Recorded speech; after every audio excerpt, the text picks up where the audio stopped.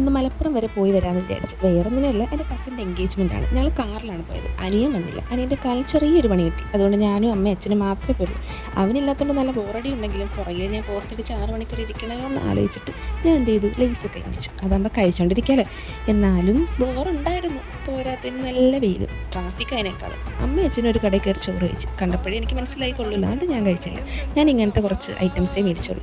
6 മണിക്കൂറിൻ്റെ ട്രാവലിന് ശേഷം തറവാട്ടിൽ ഒരു വിധം എത്തി. അതിന് ശേഷം ഇരിക്കാൻ പോലും നേരില്ല. ഞങ്ങൾ പൊറോട്ടയും ചിക്കനും അടിച്ചിട്ട് സാധനം മേടിക്കാൻ പോകും. കാരണം നാളെ ഞങ്ങൾക്ക് ഇടാനുള്ള ഓർണമെൻറ്റ്സ് ഒന്നും ഇതുവരെ ഞങ്ങൾ മേടിച്ചിട്ട് പോലും ഇല്ല. പിന്നെ അമ്മൂമ്മയും അമ്മായിയും കുറേ സ്നേഹപ്രകടനം കാണിച്ചിട്ട് നേരെ കടയിലിട്ട് വിട്ടു.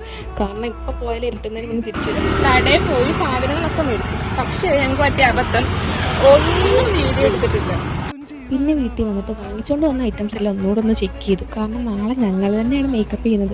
അപ്പോൾ ഇതൊക്കെ എവിടേക്കാണ് തേക്കേണ്ടതെന്ന് ഞങ്ങൾക്ക് അറിയില്ല. അപ്പോൾ അതൊക്കെ കൂടെ ഒന്നുകൂടെ ഒന്ന് ചെക്ക് ചെയ്യണം. പിന്നെ ഞാൻ ഈ വീഡിയോസൊക്കെ എടുക്കുന്നുണ്ട് എൻ്റെ വീട്ടുകാരെ ആലോചിക്കാം, ഈ പെണ്ണ് എന്തായി കാണിക്കുന്നതെന്ന്. കാരണം ഇവരാരും ഇങ്ങനത്തെ കോപ്രായങ്ങൾ ഇതുവരെയും കണ്ടിട്ടില്ല. ഇനി എന്തെല്ലാം കാണാൻ കിടക്കുന്നു എന്ന് വിചാരിച്ചിട്ട് ഞാൻ ധൈര്യത്തോടെ കണ്ട് വീഡിയോ എടുക്കാൻ തുടങ്ങി.